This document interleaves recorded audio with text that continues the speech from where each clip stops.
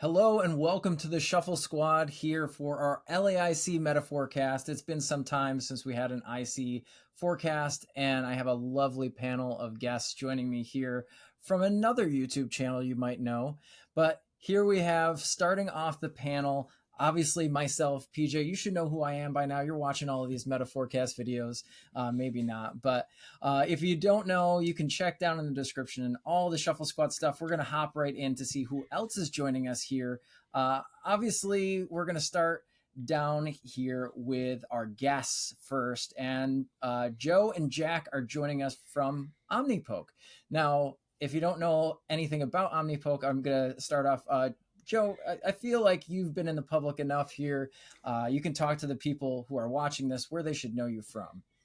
So Omnipoke's the YouTube channel myself and Jack co-run, and it is a channel much similar to this one where it's talking all about the competitive side of the Pokemon trading card game. It's been going on for over 10 years now, which is mad to say, but we've been playing for even longer. And yeah, you can also catch me on the official stream sometimes, casting as well, which is possibly another way that you can know me from.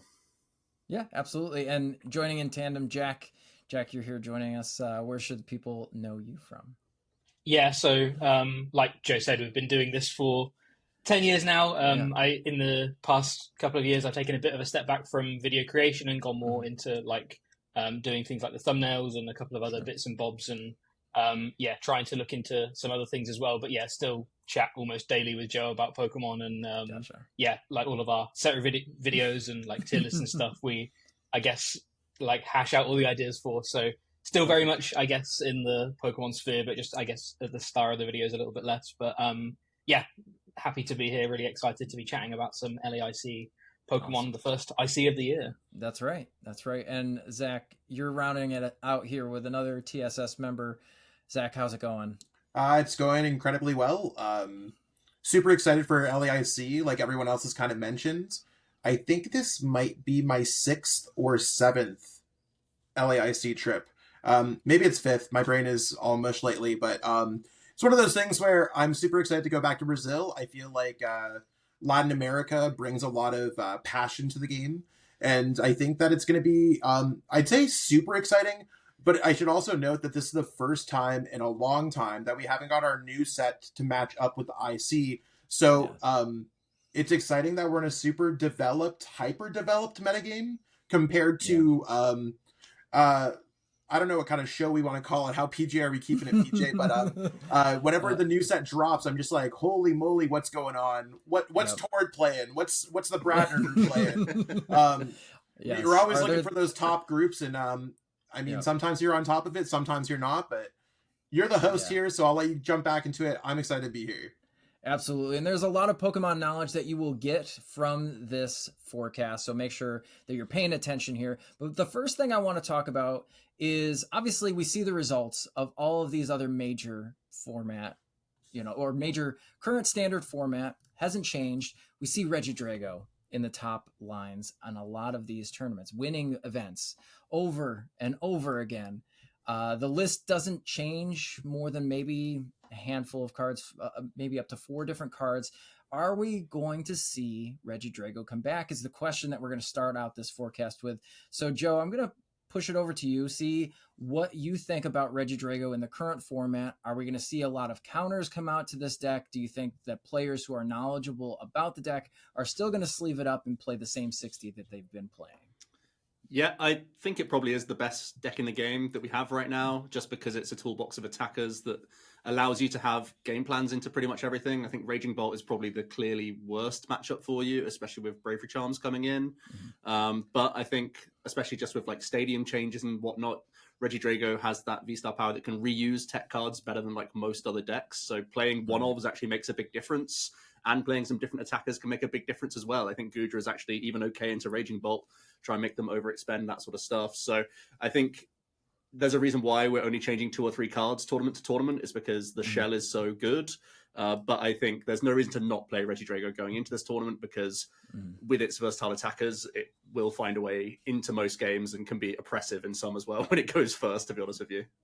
That's very true. Yeah, I feel like it is a deck that can still technically go second and still pop off, but it's a deck that most definitely wants to go first in a going first meta, and that's for sure. And I think that that's really where we're seeing the success of Regidrago. Obviously, time after time, and we've seen other random cards come in. We just saw the Haxorus go back into the deck. I know that we saw some innovation a while back when Regidrago first started in the Twilight Masquerade format, things like that, where we got to utilize different attackers. Gudra is another one, you're talking about here. And another one that came in and out, I know that I personally tried to play it for Louisville, was the Noivern tech to stop things like the Raging Bolts, the Terapagos, all of those. So I think that looking at this format, if we see a higher count of maybe those basic Pokemon attackers, Joe, do you think that we're going to see something like Noivern or something like Haxorus come back in? I thought, yeah, it's strange because Raging Bolt probably is going to be still the most represented deck going into LAIC. Mm-hmm. That would be my expectation. And Terapagos could reach certainly higher than the last few tournaments we've seen, maybe up towards that 9% or so could be a good estimate. So you can get value from a card like that, but I do think you have to warp your deck just too much. Yeah. Losing out on Prime to have to go to Penny plus Cyclone is just kind of bad. So I think a Haxorus is reasonable for Terapagos, and it's just an extra good attacker, I suppose, that can hit 230, which is nice. But I think you just accept that Bolt is the bad matchup for you right now, rather than completely warping the deck. Yeah, absolutely. All right, Jack, we're going to move it over to you here and talk a little bit about, what Joe and I were discussing here with Raging Bolt being the deck kind of to beat. It's the most played meta deck that we've seen time and time again. Raging Bolt now putting in the Bravery Charms to make it beefier. Talking about maybe some Ancient Booster energy capsules. You never know what you might see in here. Maybe a 2-2 split in there. Do you think Raging Bolt is going to be the deck that is the highest played meta deck in this IC? Yeah, I think so. I think we've seen consistently over the past few tournaments, it's at least always been top two, but most of the time it's typically picked up at least day one highest play rate. And I think there's no reason to believe that an IC, which is arguably even more important than a regionals, people decide to veer off course with that. I think the only slight reason it might drop a little bit is because typically ICs, I guess, draw a larger international crowd, and typically they're the players that are really at the top of their game, and I don't think they're the players that typically move towards that kind of deck. So I think the international crowd that might come to ICs might skew it a little bit, but equally because the tournaments are bigger, I would also expect any IC will have an element of this will be the first tournament that anyone's ever played in as well, because there's so many more tickets and stuff like that, and it's such a nice deck to just start your tournament experience with. So I think it will probably end up being the most represented deck day one, and I think that's actually completely fine. We actually even saw it's been a bit of a running joke, I guess, here and there that Raging Bolt's been far and away the best deck or the most played deck day one, but then disappeared in the day two graphics. But actually in Gdansk we finally saw it. It was in third, but it was still a half decent conversion rate compared to what we've seen in the past. So I think it still can convert. It's the most played deck for a reason. And we've seen it can win tournaments. It might be Caleb, and Caleb is an insanely good player, but regardless, it can still win tournaments. And just the raw aggression of the deck. Plus, also we've just said Regidrago is, if not the best, one of the best decks in format right now, and also this is a good matchup for it. So I would definitely expect to at least see it top two, but I think it will definitely take the first place in terms of at least day one representation. Absolutely. And Zach, now we're going to swing it over to you and give you kind of a Venn diagram of these two questions here, a loaded question, if you will. So with these two decks being the decks to beat for LAIC this season, we're looking at other decks starting to rise back up. We see Terapagos start to come back. And, we've got a lot of high-end players start to build their Terapagos deck a little bit different. We've got other Area Zero decks that we see popping up, like Palkia utilizing Area Zero now coming into the format. We also look at some data from the late night events where we saw multiple Palkias just in this most recent late night top 8.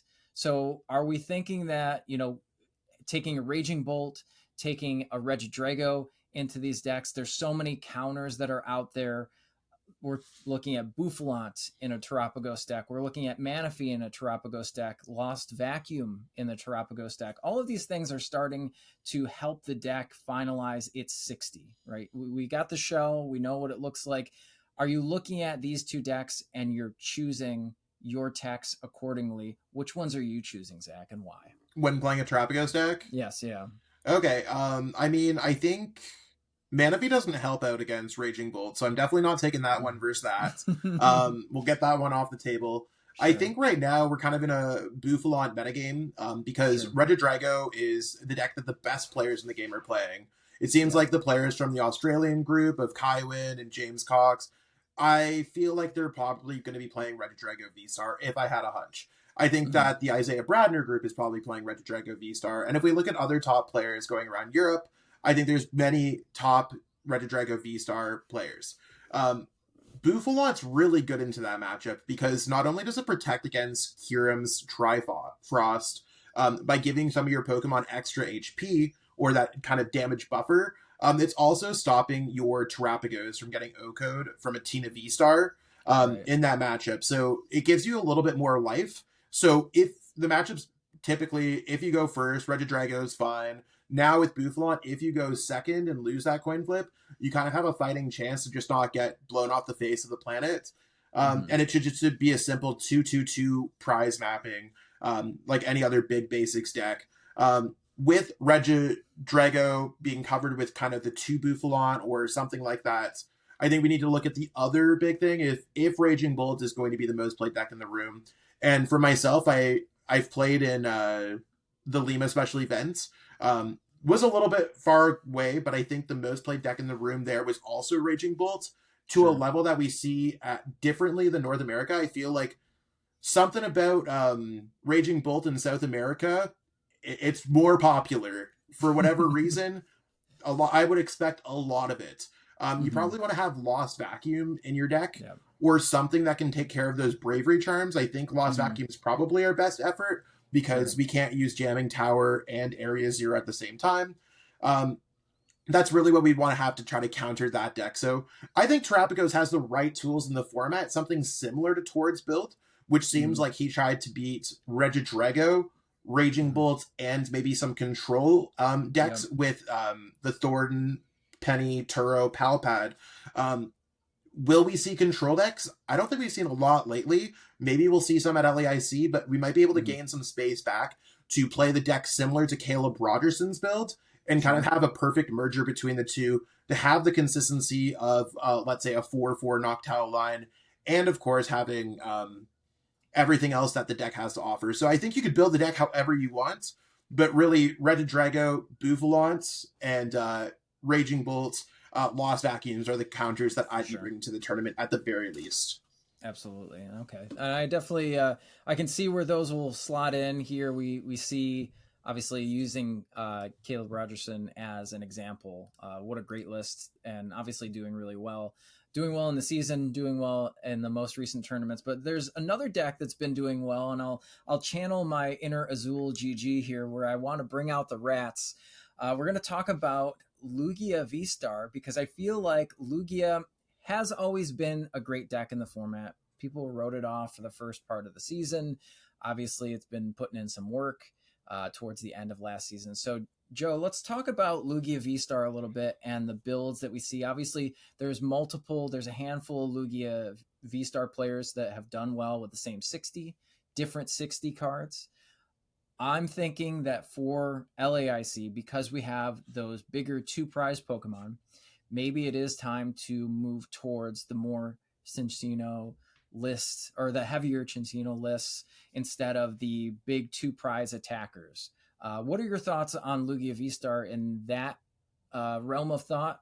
And do you think that maybe just going with something like a more Rahul Reddy style build, where we're playing the Raikou and the basic Lightning Energy, is the better way for LAIC?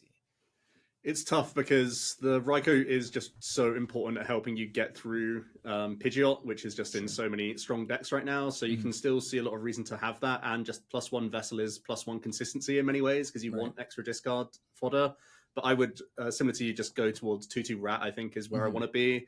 I think 3-3 is a lot, to be honest. Yeah. It feels like you can already be one prizey with your legacy on other stuff anyway. So I think 2-2 is fine. But that's probably where I would land with Lugia. So we still don't compromise too much consistency. Maybe sacrifice stuff like Weird Ear to accommodate the 2-2 rat. Something like that is where I would be at with Lugia. But again, it's like this toolbox deck, similar to Drago, really. Even though they play it entirely differently. You have those upfront multi-prizes, but then you turn into this one prize deck, really annoying to get through. And you have up trade potential. So it's still definitely powerful, and I can't really begrudge anyone from playing Lugia. It seems like it's just a good play in any tournament if you have the temperament to play that deck. Yeah, and we see a lot of techs coming into the meta now too. We see more and more Spiritomb to block the Luminion ability, and then obviously Fleetfoot. Who cares about the +1? But it does matter in some matchups. So Spiritomb is one. We have seen a couple of Iron Thorns start to counter this deck too. So that's where I guess me as a player looking at the World Championships, looking at those, metas that are developed, but people know that this is still a good play. It counters some of the highest played decks. Joe, do you think that we're going to start to see some counters to Lugia in higher numbers in these high placing decks? I think it's hard for Iron Thorns to get above where it is at the moment in percentage. Sure. I'd be very surprised if it was more than 5%, especially with Terapagos getting that high-profile second place finish. Right. With Booth becoming more staple, that's just a really, really rough matchup for you. And even Gardevoir to an extent as well, that can not be great either, especially if they go back to Fluttermane. Like, that can be really, really tough. So I think Thorns is always going to be that 5% at best deck. But it's pretty good into what we expect to be probably like the three most popular decks. If we think Lugia, Drago, Bolt are all going to be popular, Bolt's still tough. And I think Bravery Charm and Slitherwing does make that matchup harder as well. Sure. So you're actually not targeting too many decks, to be honest with you. So there's a reason why it's not going to be like majorly popular. It wouldn't put me off playing Lugia, even though it's just one of those things where your run can be ended. That's the same with any deck, really. Exactly. You hit that one bad matchup, you hit two bad matchups, you say, I've just got bad luck right now, and then hope you don't hit the third and keep on trucking.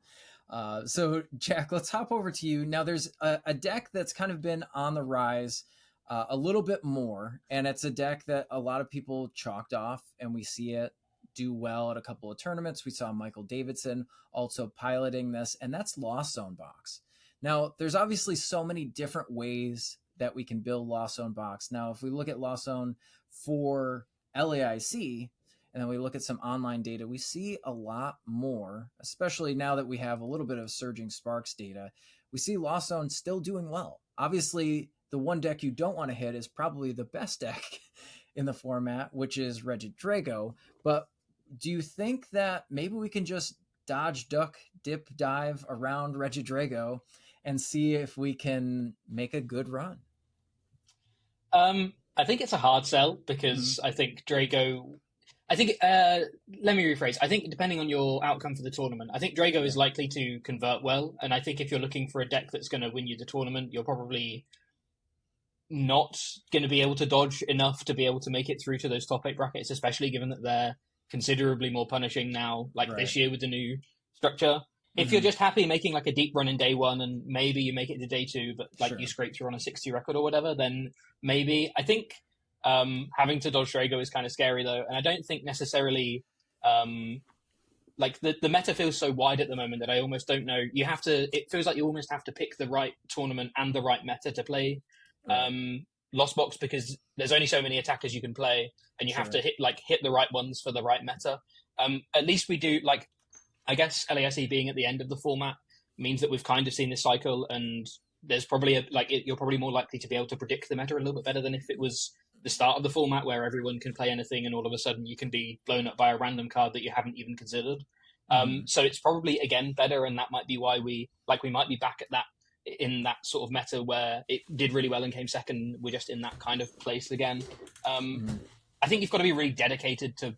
I feel like it's just the dedicated pilots that are doing well with it though at the moment. I don't feel like it's a pick up and play deck. I think we'll probably see a pretty standard conversion from day 1 to day 2 with it, and it makes day 2 graphics. It rarely makes day 1 graphics, and I feel like it's those dedicated players that are doing that. So I think I'd probably lean away from it if you haven't been playing it basically since its successor a few weeks ago. I don't think I'd pick it up now, but if it's all you've been playing, it obviously still has an element like of inherent power behind it. Mirage Gate is still crazy, being able to be one of those toolbox decks. We've just talked about two decks that are good because they're toolbox decks, and Frostbox is no different.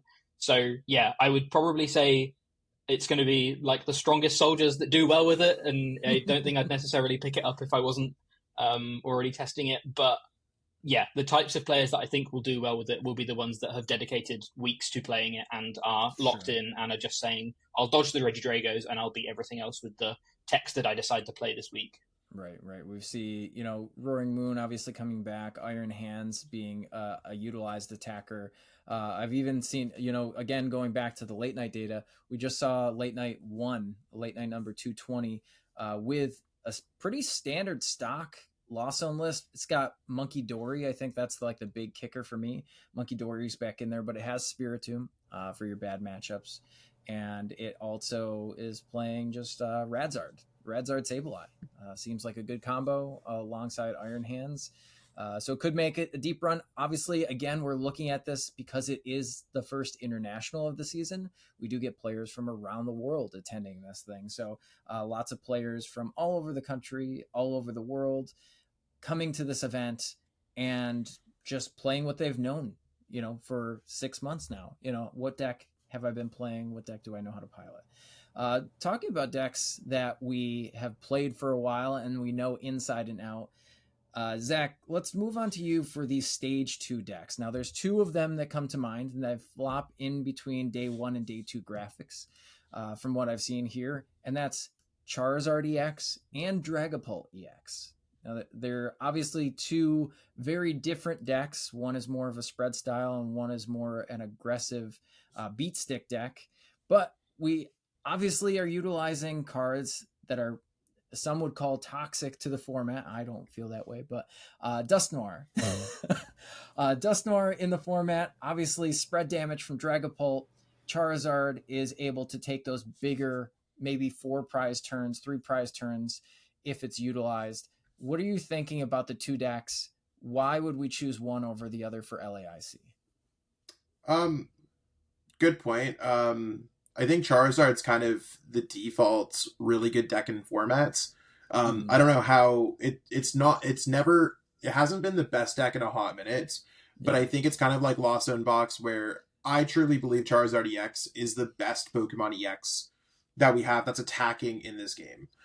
Sure, there's other things that could be great, but it's hard to beat a Pokemon that can self-accelerate its energies, that's damage grows as the game and is chilling at 330 HP. So Charizard, I've seen do these 1 to 6 prize card comebacks, and with all the tools that you have for the deck, it's really cool. I think that it's one of those decks that's tough because on one hand it beats Raging Bolts, even though Teomask has that grass type weakness, so it's really good. It's one of those things where you typically lose to Regidrago more often than you win, which makes it kind of a split between the top decks. I think a dedicated Charizard player can sometimes outplay an inexperienced player, for sure. And I think that's what makes it really good. We see top players like Sebastian running through, making those top 8s. I think if you're a Charizard main, it's cool. Other than that, we'll move on to Dragapults. Dragapult to me is lesser than Charizard. It has not seen the same level of success. It kind of came out hot at that regionals. What was it? The regionals in Dortmund. It won from the player Ryuki, I believe. Played the Dragapult Dusknoir, kind of showed us what it was. Kind of changed how it should look for the foreseeable future. And then we've seen some sprinkles of it around South America until we bring it back into Louisville, where the deck more or less flops, with top 32 being its highest placement. We bring it all the way back to Lille Regionals. We have Clement, who lost in the finals playing the deck with a Pidgeot build. And then it most recently won the Korean League with Jihun winning that tournament. I mean, it has the capabilities to win tournaments. I think that the deck is very fragile beyond that, and I don't know if it necessarily has a super strong matchup into either of the top 2 decks. Right. I think it can easily lose to Regidrago. I think it could easily lose to Raging Bolt, which is Yeah. Something I would never play. Are you trying to beat the 60% of the metagame? Right. Like, that's... I don't think it's necessarily the recipe to win For sure. LAIC, but like if you're a dedicated Dragapult player and you want to take it all the way to a solid day 2 finish, maybe you'll get some cash with it. I think you could cash out, get 2K with it. But I'd be really surprised if we saw Dragapult win the tournament. But again, it does have that star power. I think we shouldn't necessarily, like, any deck that's won a tournament in this format, or multiple, I think we should definitely treat with some level of respect. Right. It's definitely going into the testing group. If you're testing against it, that should be a deck that's on your palette going into LAIC. It does do well against Terrapagos. I should note that. That's true. Yeah. So it does well. I even feel like it's semi-favored into Regidrago, but it definitely takes a pretty hard matchup to Raging Bolt for the most part. Raging Bolt's a little too fast, and I feel like there's an opposite, whereas Charizard is better into Raging Bolt and less good into Regidrago. So there's kind of like that juxtaposition between the two decks. Do you want to take a worse Regidrago matchup, or do you want to take a worse Raging Bolt matchup? Roll the dice and find out, I guess, with these stage 2 decks.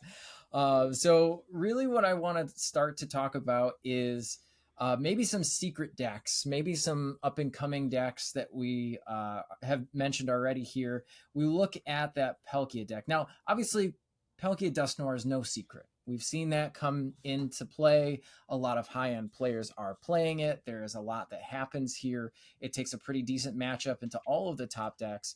We're also seeing Jet Palkia, as it's been called by Oscar, but we have the Jet Palkia with the Terrapagos. Are we going to see another resurgence of Palkia decks in Top Cut? Joe, what do you think about Palkia in this format for LAIC? I do like Palkia. I've played Palkia Noctowl at a regional myself. I think there is a lot of strength there. I think it can best Raging Bolt, which is always a good checkpoint. I think it's solid into Drago as well. I do like Jet Palkia. It looks like an absolute meme, but I think Jet Energy is a bit of a cheat code right now. It lets you beat a lot of the fringe stuff, which is really important. And Jet also unlocks those silly little bees, which are actually not as bad as they look, and actually helps you beat some of the V-Star matchups, which I think was one of the gripes of Palkia. Where, like, if you just go second into Drago or Lugia, you can feel quite heavily on the back foot unless you sculpt like a weird Thornton play and try and represent a one prize board. But now you can just push one of those basics away and catch them off guard. You know, removing a couple of attachments sometimes from Drago or just removing their lone Lugia is just insta win for you. So yeah, I like Palkia. I think with Ready Greninja, you can bully some of the evolving decks obviously as well, which is massive when you do go first, and it does just feel completely oppressive when you get those plays off. So I think Palkia is one of the best go first decks, and the bees are trying to give you something to do when you've gone second. So I'm definitely a believer of Palk, and I actually really prefer Palk Noctowl to Palk Dusknoir. I think Terrapagos Dusknoir is just a superior deck, to be honest with you, because I think it's, as Zach was saying, a hard sell for some of these stage 2s right now, and I think that's the selling point of Palkia Dusknoir, is that it completely wipes the floor with all of these stage 2 decks, but they're not the most important things to beat right now. There's more important decks to beat, and that engine is just less stable than cherry picking with Noctowl. So I'm backing the birds and the bees for Palkia. Perfect. Now, if we look backwards in history here, these past couple of ICs that we've experienced, there's been some control decks. Now, Joe, I don't know if you're particularly a control main. I love control, by the way. Joe and I actually had a match at EUIC where I was playing Snorlax, even though it's not control, it was stall. But there are control elements in it. But I do love playing a control list, and obviously we've seen these groups pick up control last minute, come to an event, have it be a surprise. People are not expecting it. We look at Alessandro, who played control. Tord can sometimes whip up a control list. Azul and Grant also took control, their group. What do you think about bird control for LAIC? Do we think that Pidgeot control might come out of the woodwork? We could see some of these big groups adapt to it and just wreck the meta. Is that for me? Oh, no, it's for Jack. I'm sorry. Oh, sorry. I thought it was for Joe. So for me, I feel like control we'll probably talk about stall slightly separately, but I feel Sure. like we're in a meta that's a little bit more stall favored than control favored. I think Sure. the biggest, or like the most notable thing we've seen over like the past 3 or 4 tournaments, and especially day one graphics, is how wide the meta is, and Mhm. how we don't necessarily have, like, even though we've just talked about the top three, and they probably will still be the top three, Right. it's not like they're all like 15, 15, 15, and then we're like 6 or 7s. Mhm. This last tournament in Gdansk that we've just seen, there was lots of like 9 or 10%. And I think that's typically where control decks can sometimes struggle, because they have to try and incorporate lots of answers. However, similarly to what we've said about even things like Lost Box, you can sometimes just decide that you're going to forget about one of the 10%, hope to dodge one of those 10%, and Mhm. lock in on some of the others. I think the biggest, like, it's again kind of blurring the lines between stall and control, but I think it kind of falls into the same category as like the Lost Box does for me, and that I think you probably can't just pick up and play something like this. I think it's going to be those people that have dedicated time to trying to work out what the best counters for each different matchup are, and then it's just going to be, like we've said, a bit of a dice roll as to, I'm going to target X, Y, and Z and hope that those are the archetypes I'm going to hit, and if I hit archetypes A and B, I'm just going to have to say it wasn't my tournament. That's for me, like, again, it's kind of down to a playstyle thing. That's for me not a kind of archetype I would ever want to try and play. I would want to try and have at least an idea into a lot of matchups. And again, to be fair, credit to the control players. They typically have like a really high skill ceiling as a player as well, so they will navigate through matchups that otherwise, like, I definitely wouldn't see the answers to. So I think it's going to be those dedicated players that probably end up playing it. I'd be surprised if we see groups like Azul and that bring it, because I think there's too many other like high power, just normal attacking decks right now that it's almost like an extra layer of depth or like headache that you might have to go through to try and do well in a tournament. But we have seen these decks do well. I mean, even in Gdansk last week, there was a stall in top 8, but there was 2 Thorns and 2 Burnett in top 8 as well, which are not necessarily control, but more thinky archetypes and more locking archetypes and that kind of thing. So we've seen that they can do well. So it wouldn't surprise me if, again, those dedicated players try to play some of these archetypes. But I think with how wide the meta is, it always feels like a really hard sell to commit one of the only ICs of the year. Like, if there's so many regionals, you can kind of throw a rare regional. There's a couple of others in the format or whatever. But this is one of the only 4 or 3 ICs of the year now, and this is the only one in this format. It feels like people really have to be brave to take one of those kinds of risks, if that makes sense. I'm sure people will do it, and I have no doubt we'll see some controls in day 2. But I feel like it's going to be one of those things where it's going to be the honed players that have built their reps up with the deck and know how they navigate all of these different matchups.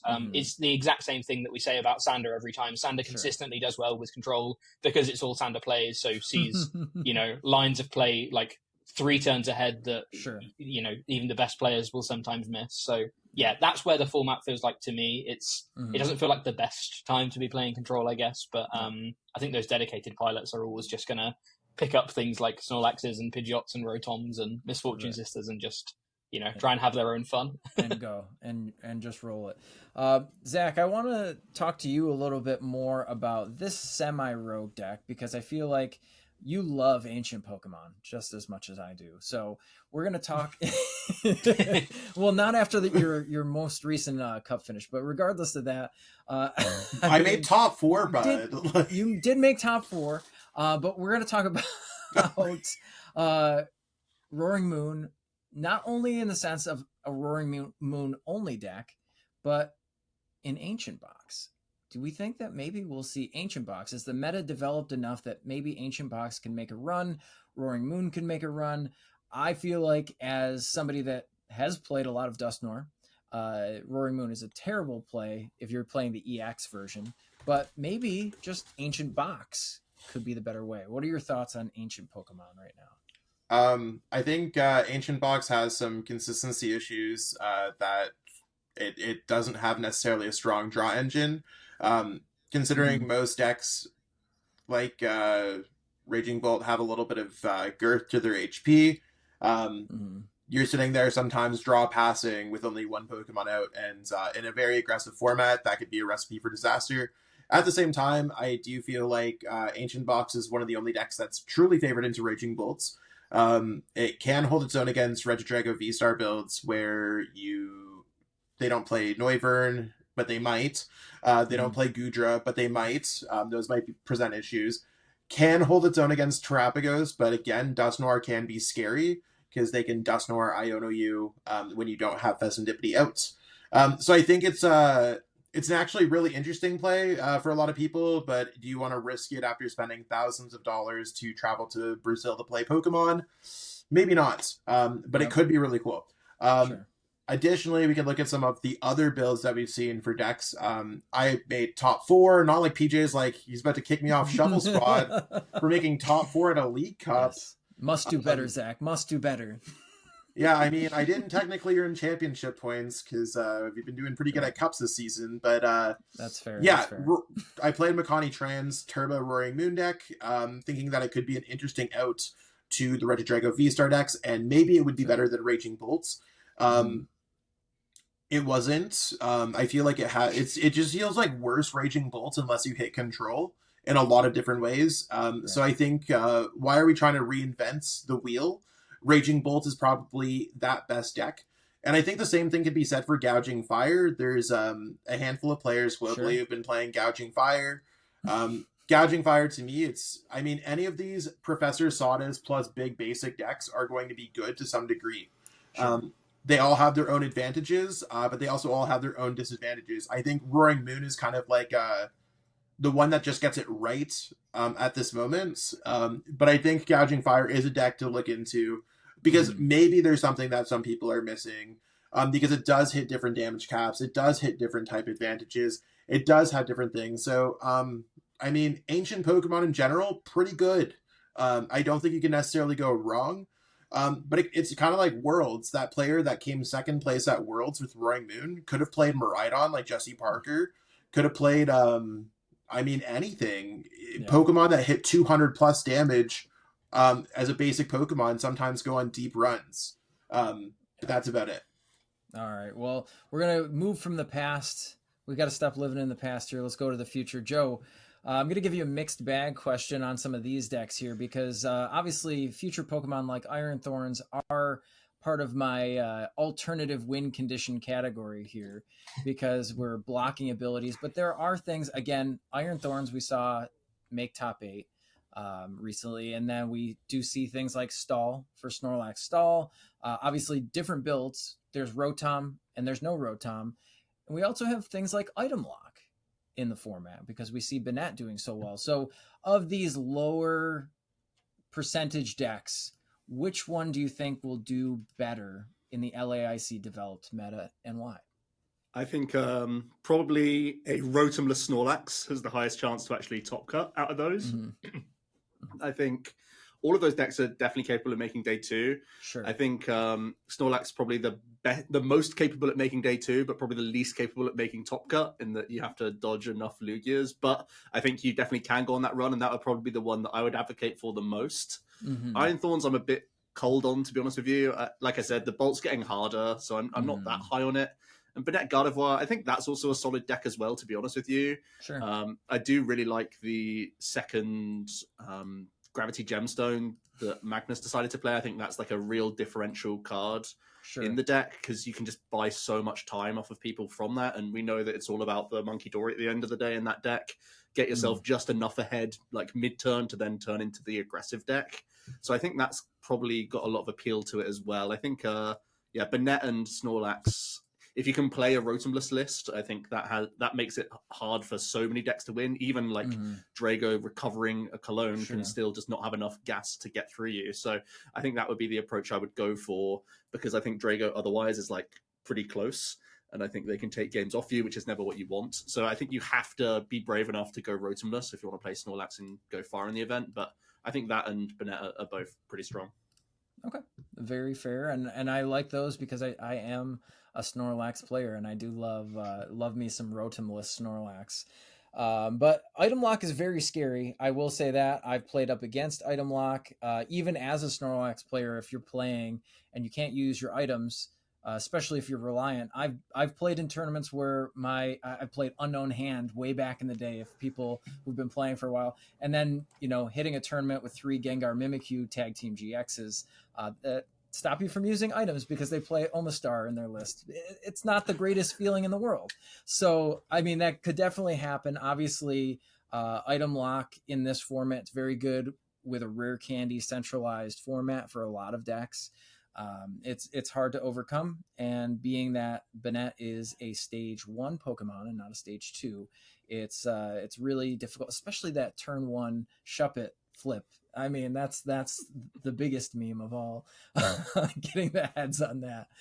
All right, so let's move on to you, Jack. So Jack, the real question here, if you're going to pick the top 5 decks for LAIC, on most played decks, if that's the category, the top 5 most played decks, what are you picking? So yeah, my top 3 is pretty sold. I'm pretty sure Raging Bolt will be first. I could see flip-flopping between Regidrago and Lugia, but I think I will go with Regidrago. I think Lugia will be a close third, though. 4th and 5th is a little bit tougher. Personal bias, like I feel like Terrapagos has been really underrepresented in tournaments recently, so I feel like Terrapagos should, at least for me, be making the first day 1 graphic rather than the best of the rest. Yep. So I would like to see Terrapagos, and again, I think typically Internats are the types of tournaments that draw in the really big names from across the world, and Terrapagos is the kind of deck that some of the really big names will definitely play. Sure. But equally, very high skill ceiling, so maybe that won't quite make top 5. Maybe it'll make like 5th, and then maybe I would guess probably one of the stage 2s is like 4th or 5th as well. Okay. I'm slightly inverse to Zach, and I personally prefer Dragapult because I think that like the non-Pidgeot Dragapult builds can try and just win the game too quickly for your opponent. I think if you're not playing Pidgeot, you fizzle out way, way quicker than the Pidgeot builds, but you do have if you're drawing pretty hot with the deck, you do have a lot of damage counters to play with in the first couple of turns of the game that can almost close a game out themselves. So maybe something like that. It's really difficult to say, though. I think I could actually see, the more I think about it, maybe Terrapagos does make it in just because it's not like the stage 2 decks kind of being split between Draga and Zard, and then probably Draga and Zard 5th. Again, I'd prefer to see Draga, but personally, just because I think the deck is cooler than Zard, but equally both I feel like are on that similar power level and going to be similar in terms of play rate as well, I think. Okay. Well, I like that list. I think that's a pretty solid list to look at LAIC and get your testing ready, at least if you're testing against those top 5. That's a good starting point if you're going to be participating here. Now, Zach, I'm going to flip it over to you and put the hater goggles on. Zach, okay. I want you to tell me the top 5 decks you would never recommend anybody to play at LAIC. Literally, here I am in my spreadsheet on the side writing my top 5 in order, and I'm just going to give percentage, and PJ's like, top 5 decks, okay. So, top 5 decks I would never recommend? Yes. Let's scroll down to the bottom of this Play Limitless page. Can I say Galvantula? Is that too low? What I would not recommend right now, I think Lost Zone Box is a tough sell. Like if we're going towards decks that I think like maybe could win events. I feel like the Raging Bolt matchup's a little yikes, especially with the Bravery Charms, and I think overall it's you have to be well experienced with playing the deck. So unless you're Drick himself. Make Michael Davidson, any of those players, I think it's that's a deck that I would not recommend. And at any point, if it's a deck that you are playing for fun, if you're going for LAIC for different reasons, play whatever you want to play. But in my competitive opinion, this is where I'm going to say. So Lost Zone Box is one of them.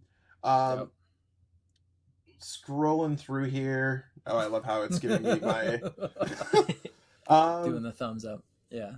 I feel like it's tough. Like I actually don't even know if I can say like without my like maybe Gardevoir is next up. I think Sure. Gardevoir, we saw the Azul GG, I think, gameplay of some of the better Regidrago players versus some of the best Gardevoir players, Josh Frink from our own team. I saw them get smoked. If you're the best players and you're getting swept, maybe your deck doesn't cut it in this format. I think Banette's become the better version of Gardevoir. So I probably would not be playing straight up Gardevoir. As we continue into this thing, that's 2 decks, right? You said 5? Yeah, 5, yeah. It's really hard not to find decks, like, because I could be like, oh, maybe Cloth is like an okay deck. Maybe like Chen Pao, the Fallen Soldier. Okay. I think that's one that I don't think many were playing. Right. Rest in peace, Chen Pao. We could see Lucas Zing maybe like come out, like get there. Yeah. I don't think so. Sure. Though I just don't think it's like particularly well positioned. One of the better decks on this list that I'd probably say is Palkia Dust Noir. I just don't feel like it's particularly well favored into the metagame anymore, so that's probably getting closer towards the top of the list. I think the Palkia Noctowl Terrapagos deck that Oscar came up with is quite good. So I think we're going to probably see a few of those replaced. And I think I'm going to go for number 5 and just saying like any kind of random homebrew. Right now we're in a format where I think there are about 20 or so defined decks that probably could take the tournament on any good day. And there's probably about 4 decks that I expect to take the tournament. Pretty much what Joe and Jack said with their top 5s are pretty spot on. They're the top 5 decks for a reason.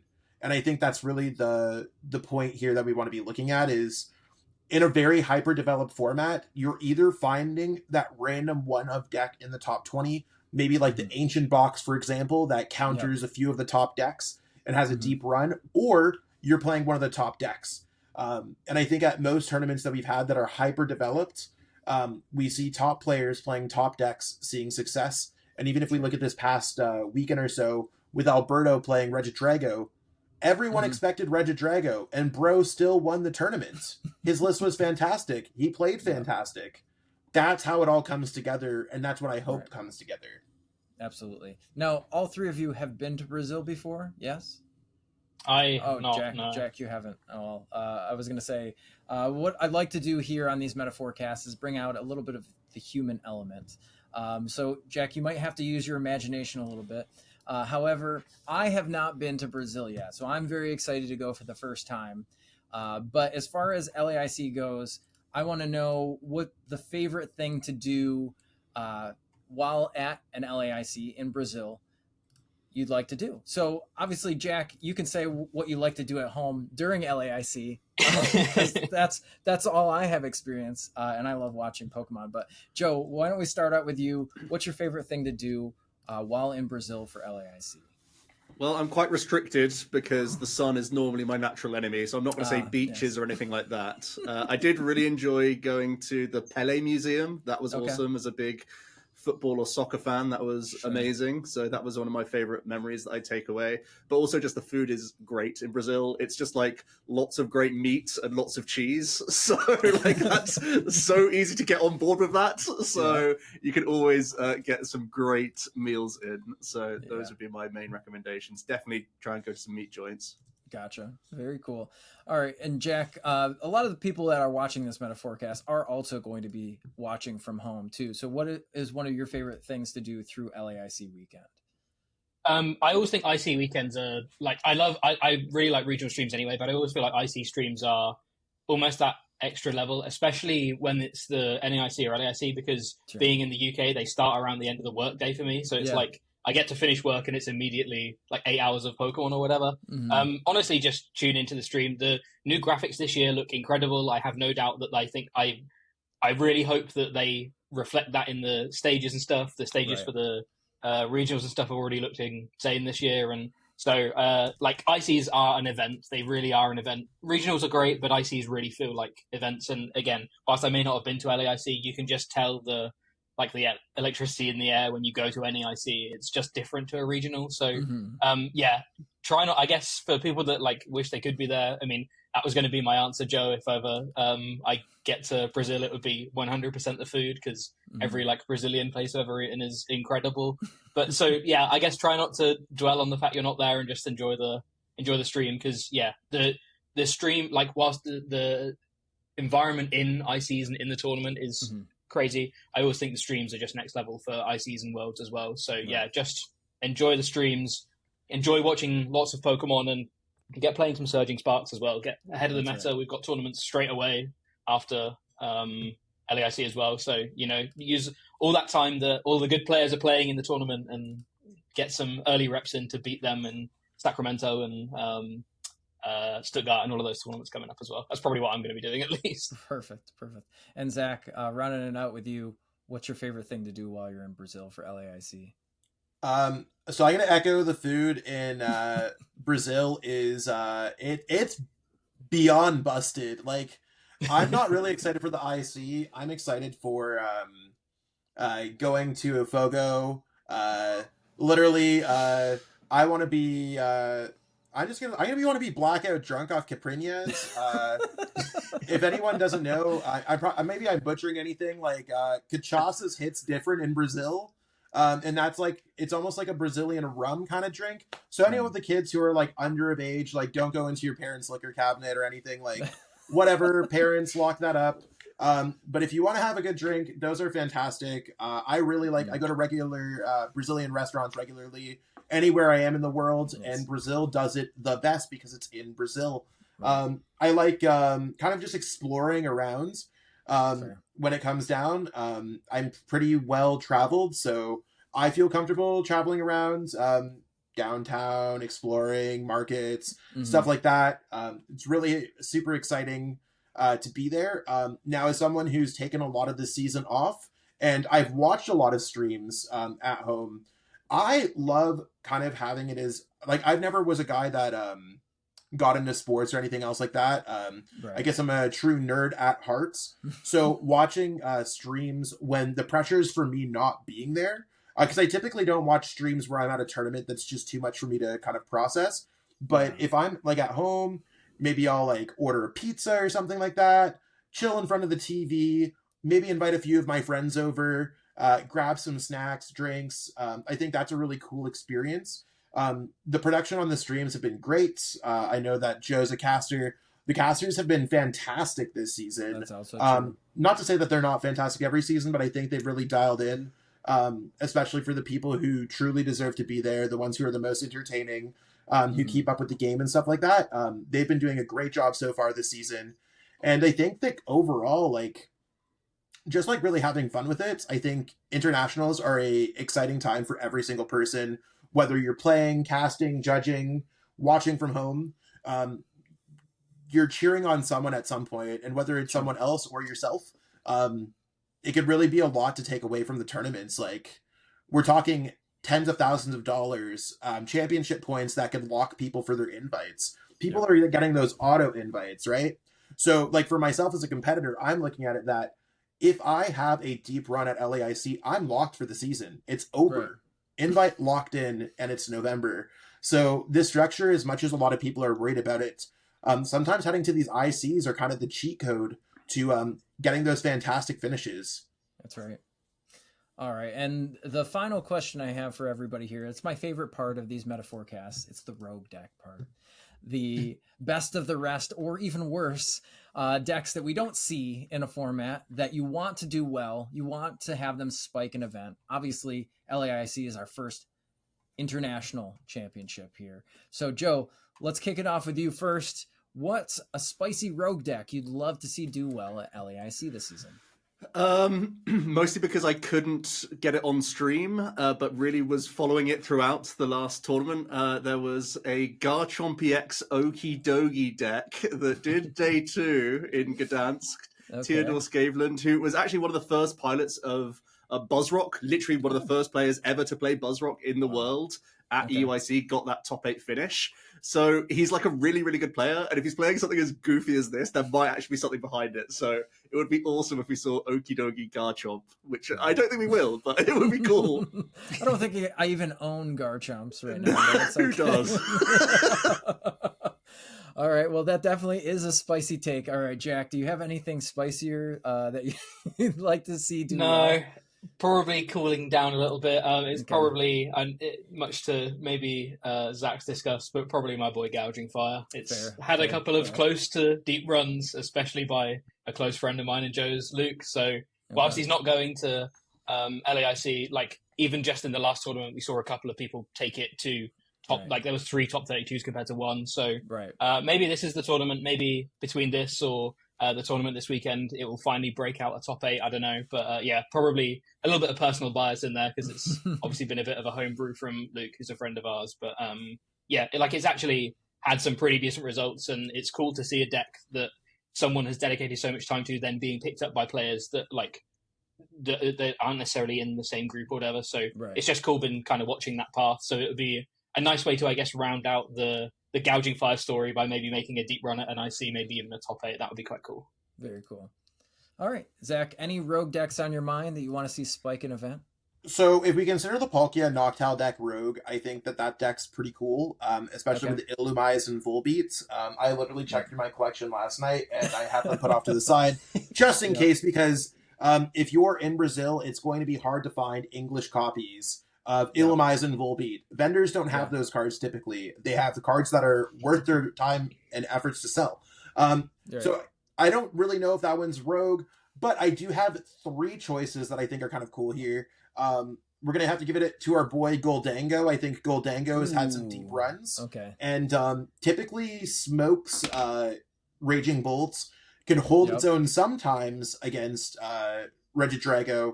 And I feel like it does pretty good against decks like Palkia, so Goldango's oddly well positioned into this format. Furthermore, I think Cloth is an interesting choice in this meta. I think we've seen a few players try their hands at it. Again, it does on paper, or if you math it out in your head or play Pokemon Theory, you could do pretty good against the top 3-ish decks, having the fighting type against Terrapagos, having a single prize card against Raging Bolt, your grass type against Charizard. You could stitch it together and kind of cope into playing this deck at LAIC, maybe. The last choice that I'm going to give is probably Great Tuskmill. I think that we've seen a few players kind of experiment with that lately. I think we saw Pokémon play it at the late night event where they made top 16 at that event. So maybe she was cooking, maybe she wasn't, but she got there. And I think as definitely like an icon of our community, as a star in our community, I think that stuff like that goes a long way. And I could see a few people experimenting with Great Tuskmill. Beyond that, I mean, pretty much the top decks are top decks for a reason. So just letting people know that they're, I'm not necessarily endorsing those decks, but I think they're kind of cool. Got it.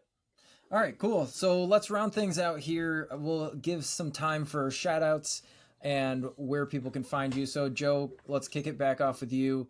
Where can people find you if they're looking for more content from you, and any shout outs you'd like to give here? Well, shout out for you for having us on. This was a really fun discussion, and I always enjoy listening to your meta discussions. They're always a great listen, and you always have a lot of good guests on, a lot of different opinions, which is awesome. So you're leading the way in that regard. But OmniPoke is the YouTube channel. Omni_Joe if you want to see my hot takes on Twitter, and it's Team OmniPoke if you want to watch the every first day of a new set stream and then never again for the next 2 months. That's where you can find us. Gotcha. I was going to say also a Pokemon trader if you're looking on cubepoker.net. That's also true. That's the most important one, yeah. That's right. And Jack, any shout outs you'd like to give and where people can find you? Yeah, similar. Thanks so much for having us. It's always interesting to, I guess, I feel like sometimes we go into a bit of a vacuum, just the amount me and Joe talk. So it's always great to hear and chat with other people as well. Same OmniPoke on YouTube, Team OmniPoke on Twitch. As and when I'm around, you'll see me probably even more fleetingly than Joe, but I am still here, I promise. And then, Joldilox on Twitter as well, if you're ever interested in some of my takes. The Tarntal was Pokemon related. or just seeing some proxies I do every now and again to try and help people test early. That's kind of my thing at the moment. So yeah, you can find me there. That's my main source of content, I suppose. Cool. Love that. Love that. And Zach, let's round it out with you. Where can everybody find you if they don't know already?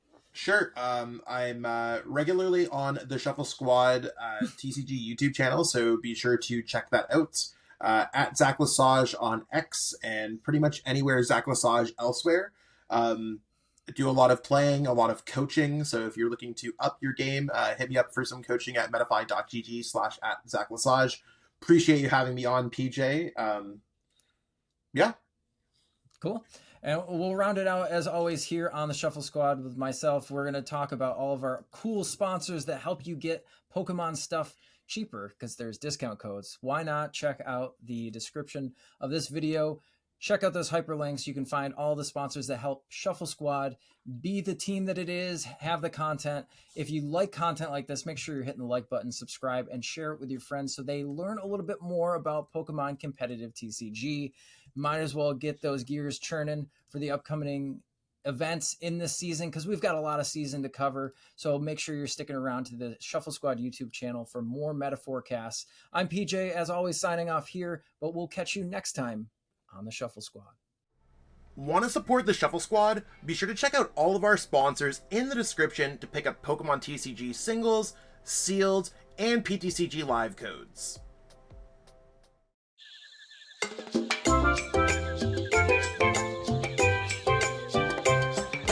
You made it to the end. Thank you so much for watching this entire video from the Shuffle Squad. Honestly, from the bottom of our hearts, we appreciate each and every person that supports our content, watches what we have going on every single day, every single week, even from time to time, and continuously allows us to have a forum to project our creative content towards the Pokemon TCG community. So if you haven't already, be sure to give this video a like, subscribe to the channel, and even leave a comment to help boost the YouTube algorithm. That being said, we'll catch you with our next video. Thanks again. Take it easy.